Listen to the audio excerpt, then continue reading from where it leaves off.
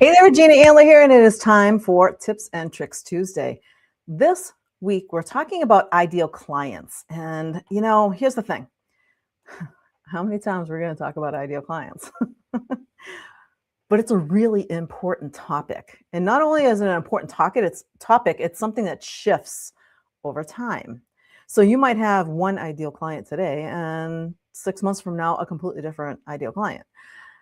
The thing is that since it's so evolving, it's something you need to look at and be on top of all the time. Why do we care? Well, first off, when we say, if you market to everyone, you market to no one, right? Well, this is so true because you need to narrow down. You need to know who that ideal client is. You need to market to the right person. Doesn't mean other people in that everyone list, it doesn't mean other people aren't going to say, hey, so what do? You do that? Can you do this too? They will. This is all about marketing to make sure that you're talking to the right person because, well, I don't know how many billion people are on this planet. When you are general with your marketing and your content, that's when nothing happens. And you sit there and you wonder why nobody's coming to you, why nobody's buying your products or services, why you can't get anybody to engage with your content. So I'm going to go through 3 signs that maybe you're marketing to the wrong people because you haven't really figured it out yet, or you thought you had it figured out. Maybe you did have it figured out, and maybe it shifted. So it could be that you were marketing to the right people and all of a sudden it shifted and now you need to change it up some. So here's the first thing, don't get stuck with this. The first sign that maybe you're not marketing to the right people is your content is getting crickets. Did you ever post something out there and you were like, nailed it. This was like such important information. Everyone needs to know about this. And I did it so well. It sounds so good. Maybe I used AI to create it, but it is definitely me in there and it sounds unique. It doesn't sound like everybody else. And it's really great content. And then nobody liked it. Nobody commented on it. Nobody shared it. You're like, what happened? The thing is, sometimes can it be the algorithm? Yeah, sure. The algorithm plays in there as to who's seeing what. But a lot of times it's not the algorithm. And it's not your content. Your content is great. It's who you're talking to. So the person who's reading it is like, oh yeah, that looks great, but it's not me. Well, you know what? They're not your client. You need to be marketing to the right people. That's why you need to know exactly who that person is, what their pain points are, what keeps them up at night. You need to know a lot about them, not just demographics, female, 45, empty nester or whatever.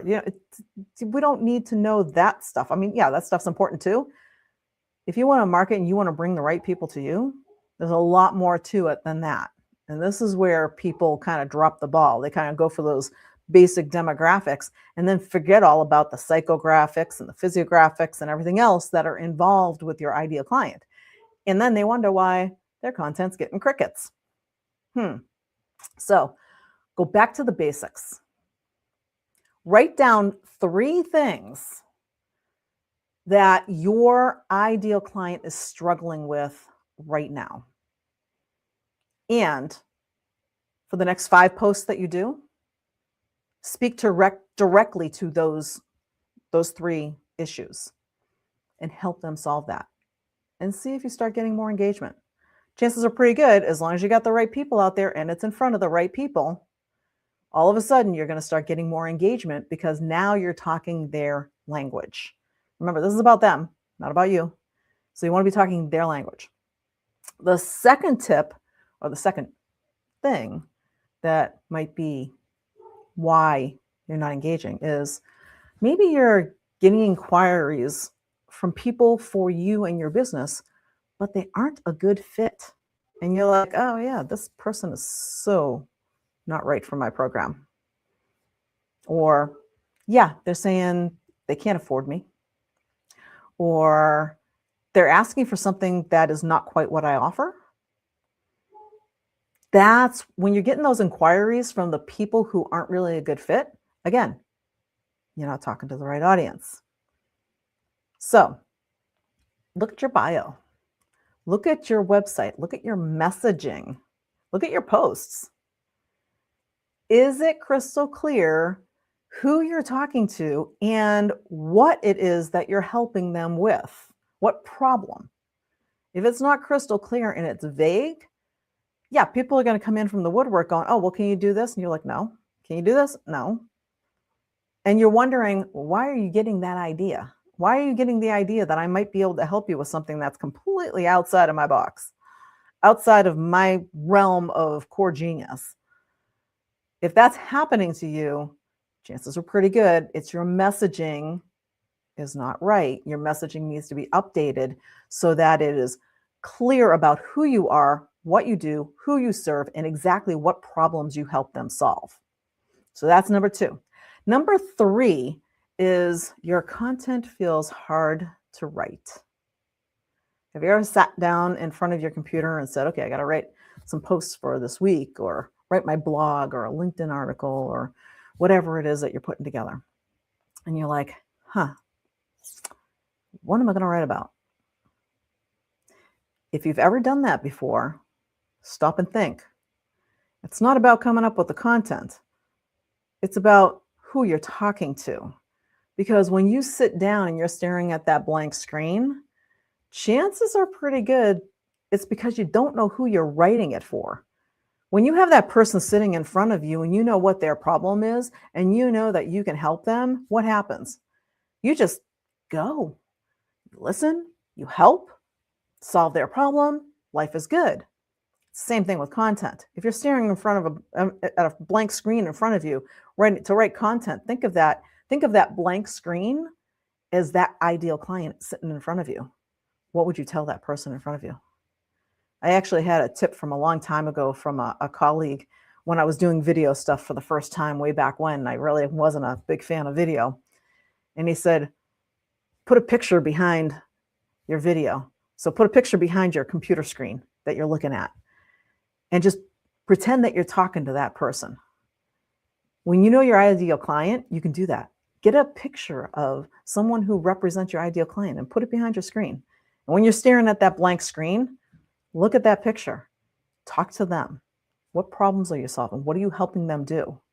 It will help remove that block and make sure that you're talking to the right person. So spend 10 minutes this week building out a simple ideal client profile.